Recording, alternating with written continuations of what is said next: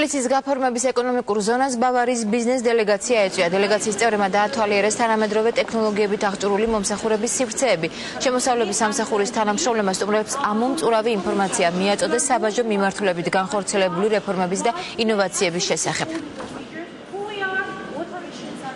ბავარია მხარე დაინტერესებულია საქართველოსთან ეკონომიკური თანამშრომლობის გაღრმავების თვალსაზრისით. არსებული მდგომარეობით გერმანული კომპანიები აქტიურად თანამშრომლობენ საქართველოში სამშენებლო სექტორთან და არსებობს მათი მხრიდან დიდი ინტერესი, რომ სხვა სფეროებშიც მოხდეს თანამშრომლობის გაღრმავება. დღეს შემოსავლების სამსახურს ესტუმრა დელეგაცია. ისინი გაეცნნენ შემოსავლების სამსახურში გატარებულ რეფორმებს საბაჟო მიმართულებით და თბილისის ეკონომიკური ზონის თანამედროვე ტექნოლოგიებით აღჭურვილ მომსახურების სივრცეებს.